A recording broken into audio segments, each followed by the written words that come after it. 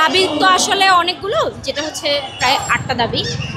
তার মধ্যে যেটা অন্যতম দাবি সেটা হচ্ছে গিয়ে আমাদের নার্সিং অধিদপ্তর।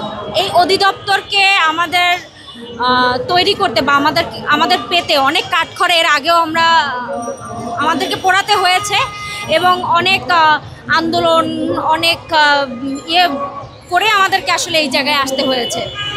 এখন কিছু অসাধু লোক বা যে জনগণের যারা আসলে যা ক্ষতি চায় বলতে গেলে, তাহলে আসলে সবাই তারা সবারই ক্ষতি চায়। তারাই আসলে আমাদের এই অধিদপ্তরকে আসলে বিলুপ্ত করে অন্য একটা অধিদপ্তরের আন্ডারে নিয়ে যেতে চাচ্ছে। কিন্তু আমার কথা হচ্ছে, এই অধিদপ্তরকে বিলুপ্ত করে আসলে কি খুব বেশি লাভ হবে? এটা আমার প্রশ্ন তাদের কাছে।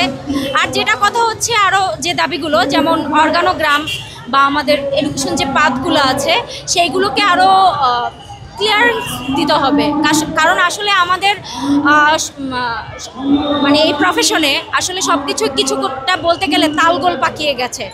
যেমন অনেক সেক্টরে আছে যেগুলো আসলে অর্গানোগ্রাম নেই বললেই চলে, ঠিক আছে? তো আমাদের এই দাবিগুলো নিয়ে আজকে আমরা এখানে দাঁড়িয়েছি। সবথেকে মেইন যেটা হচ্ছে, আমাদের অধিদপ্তরকে আমাদেরই চাই।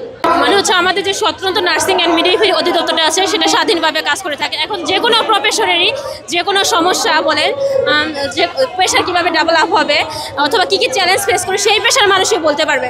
অ্যাজ এ নার্স হিসেবে নার্সরা কিন্তু তাদের সমস্যা কীভাবে পেশা ডেভেলপ হবে এবং হচ্ছে কী দরকার তাদের জন্য সেটা জানতে পারবে। এখন হচ্ছে আমাদের নার্সিং অ্যান্ড মিডওয়াইফারি অধিদপ্তরটা যদি অন্য একটা অধিদপ্তরের আন্ডারে চলে যায় এবং সেখানে যদি আমাদের নার্স কোনো লিডার না থাকে, নার্সিং কোনো কর্মকর্তা না থাকে, তাহলে তো আমাদের সমস্যা তারা বুঝবে না, আমাদের পেশার উন্নত কিভাবে হবে। এটা অবশ্যই একটা মেজর সমস্যা।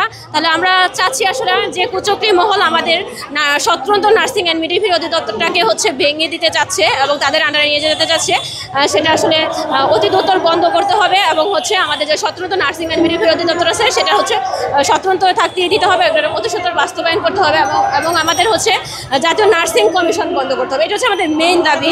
এছাড়া আরও অনেক দাবি আছে, যেমন হচ্ছে আমরা হচ্ছে আমাদের বাংলাদেশে এখন হচ্ছে 82% নার্সের শর্টেজ আছে। কিন্তু দেখা গেছে বাংলাদেশে ওয়ার্ল্ড হেলথ অর্গানাইজেশন অনুসারে গাইডলাইন যদি আমরা ফলো করি তাহলে পেশেন্ট নার্স রেশিও হওয়া উচিত 4:1, মানে 4 জেনারেল ওয়ার্ডগুলোতে, আর হচ্ছে আইসিইউতে 1:1। তার মানে জেনারেল ওয়ার্ডে 4টা পেশেন্টের জন্য একজন নার্স থাকবে এবং হচ্ছে আইসিইউতে একটা পেশেন্টের জন্য একজন নার্স থাকবে। কিন্তু বাংলাদেশে যদি আপনার হসপিটালগুলোতে যান দেখা যাবে 16 থেকে 20টা পেশেন্টের জন্য একজন নার্স। তার মানে এখানে কি হেভি ওয়ার্কলোড।